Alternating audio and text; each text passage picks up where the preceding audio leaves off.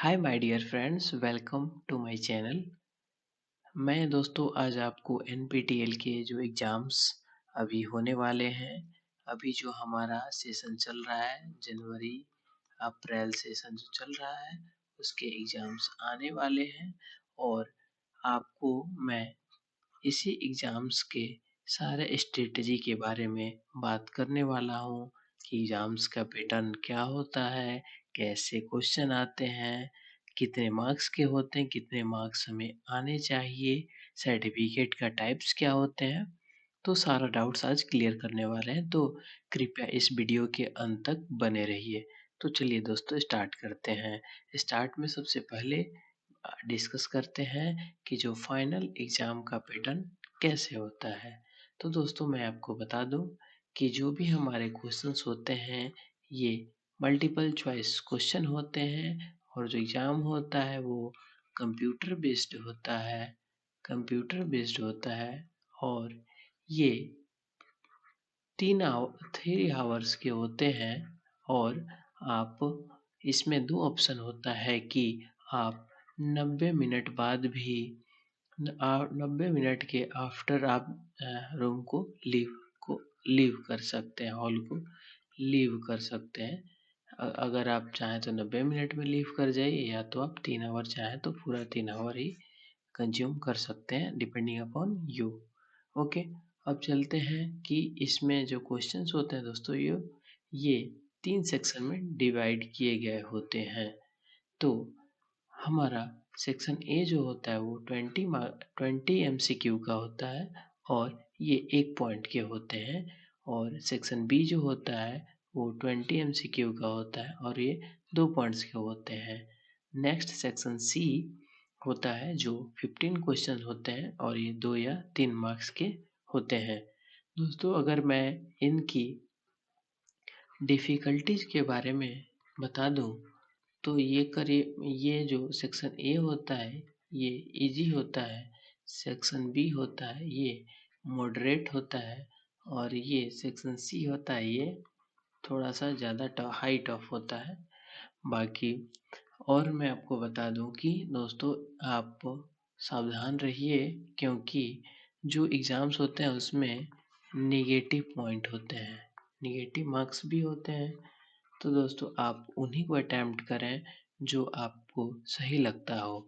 अब एक स्ट्रेटजी के बारे में मैं बता दूं कि दोस्तों ट्रिक्स क्या है आपको एग्ज़ाम पास होने के। तो फर्स्ट ट्रिक ये है कि जितने भी हमारे असाइनमेंट्स हम लोगों ने किए हैं, जितने वीक्स के सारे असाइनमेंट्स क्वेश्चंस को हमें मेमोराइज कर लेना है, याद कर लेना है। 2-3 बार अगर आप पढ़ते हैं दोस्तों तो हमें याद हो जाएगी और ये करना है अगर आपके पास टाइम है, अगर आपके पास समय है तो लेक्चर नोट्स आप पढ़ लेंगे। जो भी वीक के आप पढ़ना चाहें, अगर आप बहुत कम समय है तो आप रेफ़र कर सकते हैं लास्ट 2 वीक्स के, तो आपका क्लियर हो जाएगा। तो अगर आप ये दोनों अगर आप कर लेते हैं तो आपका सेक्शन ए और सेक्शन बी ये लगभग क्लियर हो जाएगा।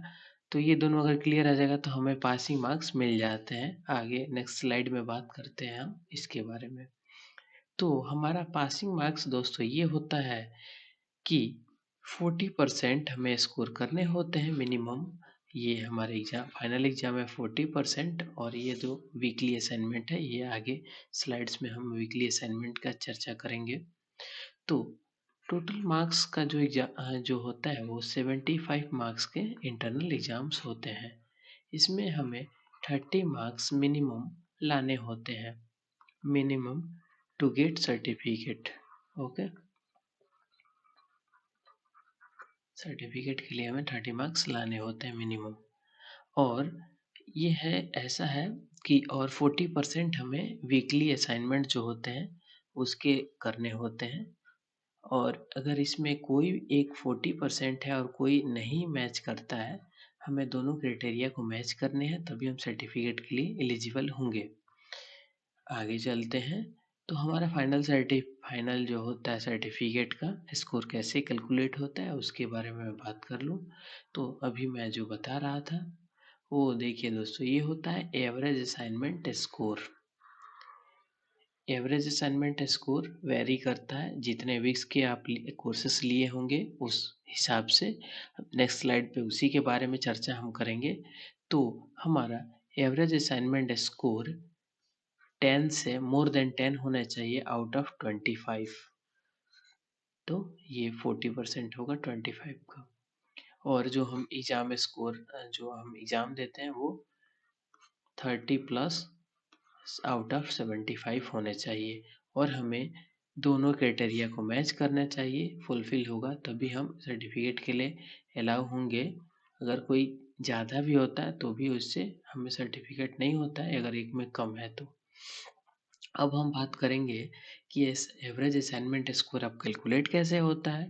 तो अगर देखिए दोस्तों, अगर हम 4 वीक का कोई कोर्स कर रहे हैं तो हमारा जो बेस्ट 3 होगा बेस्ट असाइनमेंट उसको कंसिडर किया जाएगा।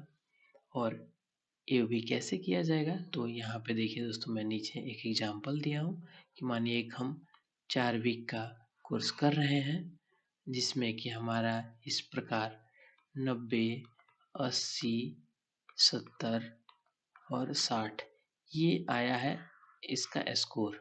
तो जब हम इसमें का एवरेज असाइनमेंट स्कोर कैलकुलेट करेंगे तो बेस्ट 3, जैसे अभी हमने देखा है कि ऊपर जो लिखा है कि अगर 4 वीक का है तो हमारा बेस्ट 3 असाइनमेंट स्कोर कंसीडर होगा। तो इसमें बेस्ट 90, 80, 70, अब इसको कैलकुलेट करेंगे तो इसका एवरेज हो जाएगा 80। तो यहाँ पे हमारा एवरेज जो असाइनमेंट स्कोर हो गया वो 80 आएगा। ठीक है। अगर हम 8 वीक का करते हैं तो बेस्ट 6 कंसीडर होता है। 12 वीक का करते हैं तो बेस्ट 8 असाइनमेंट ही उसमें कंसीडर किया जाता है। अगर आप दोस्तों कोई असाइनमेंट अगर छोड़ दिए हैं, जैसे 8 वीक का अगर आप कर रहे हैं तो 2 असाइनमेंट अगर छोड़ दिए हैं तो आपका कोई इससे फ़र्क नहीं पड़ता है।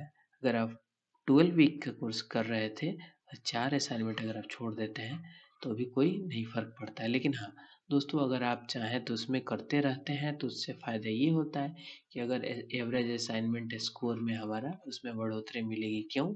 क्योंकि अगर आप किए रहेंगे तो किसी में कम आती है, किसी में ज़्यादा आता है, तो हमारा एवरेज का जो बेस्ट असाइनमेंट होता है वही कंसीडर होता है। इसीलिए असाइनमेंट को नहीं छोड़ना चाहिए। अगर छूट जाता है तो कोई बात नहीं, अगर लेकिन कोशिश करना चाहिए कि सारा अटेम्प्ट हो। आगे चलते हैं। आगे ये है दोस्तों कि सर्टिफिकेट का टाइप होता है। इसमें टाइप होता है, देखिए जैसे अगर स्कोर जो हमारा कैलकुलेट होगा 90 से ज़्यादा होगा तो इलाइट प्लस गोल्ड मेडल। अब ये सर्टिफिकेट कहाँ दिखता है, तो ये देखिए दोस्तों, एग्जाम्पल है, ये है हमारा सर्टिफिकेट। मैंने भी किया था इसके पहले वाले सेमेस्टर का। तो ये देखिए यहाँ पे इलाइट लिखा हुआ है। इलाइट यहाँ पे लिखा है। ये 60 से 89 के बीच में अगर स्कोर रहता है तो उसको आपको इलाइट सर्टिफिकेट मिलता है। ये देखिए हमारा 61% यहाँ पे दिख रहा है, इसलिए हमें इलाइट सर्टिफिकेट यहाँ पे मिला है। अगर आप 40 से और 59 के बीच में हैं तो यहाँ पे सर्टिफिकेट मिलेगा, लेकिन आपको कुछ यहाँ पे जो टाइप्स हैं ये मेंशन नहीं किया हुआ मिलेगा। ठीक है दोस्तों। और ये अगर 40 से कम है तो आप सर्टिफिकेट के लिए एलिजिबल नहीं है, मतलब नहीं मिलेगा, फिर आपको अप्लाई करना पड़ेगा। और देखिए दोस्तों, यहाँ पे मेरा जो ऑनलाइन असेसमेंट जो था हमारा, ये वीकली असाइनमेंट का, उसमें 25 मिला क्योंकि मेरा लगभग सब सही था इसलिए मिला है। और जो एग्ज़ाम्स का जो यहाँ पे दिखा रहा है, देखिए 36 नंबर मेरे आए थे आउट ऑफ 75। तो मेरा भी यही पास आउट का जो एक्सपीरियंस रहा वही आपको मैं शेयर किया हूँ, कैसे आप इसमें पास हो सकते हैं। तो अगला ये है कि यहाँ पे कोई भी हमारा ई सर्टिफिकेट ही एनपीटीईएल जनरेट करता है। ई सर्टिफिकेट ही जनरेट करता है, कोई भी हमारा प्रिंटेड हार्ड कॉपी यहाँ पे जनरेट नहीं होता है। और कोई भी सप्लीमेंट्री एग्जाम्स भी इसके नहीं होते हैं। अगर आप पास हो गए हैं, अगर आप फेल हो गए हैं तो फिर आप भरेंगे नेक्स्ट सेमेस्टर में, फिर इसको अप्लाई करिए, फिर इसको असाइनमेंट करिए, फिर उसका फॉर्म भरिए, रजिस्ट्रेशन करिए, फिर एग्ज़ाम दीजिए, समझे दोस्तों? फिर तब जाके आपको सर्टिफिकेट मिलेगा। और इतना ही इसका डिटेल्स था दोस्तों। अगर कोई आप डिटेल्स चाहते हैं कि और छूट गया हो तो कमेंट में ज़रूर बताएं। और ये वीडियो आपको कैसा लगा, और आप इस कोई हेल्पफुल अगर ये आपको लगा हो, अगर आप इस एग्ज़ाम में अच्छे स्कोर करते हैं तो कमेंट में एक बार ज़रूर अच्छा बताइएगा हमें, या क्या हमें इम्प्रूवमेंट की ज़रूरत है, ये भी आप ज़रूर बताइएगा। वीडियो देखने के लिए धन्यवाद दोस्तों। Thank you for watching. Bye bye दोस्तों।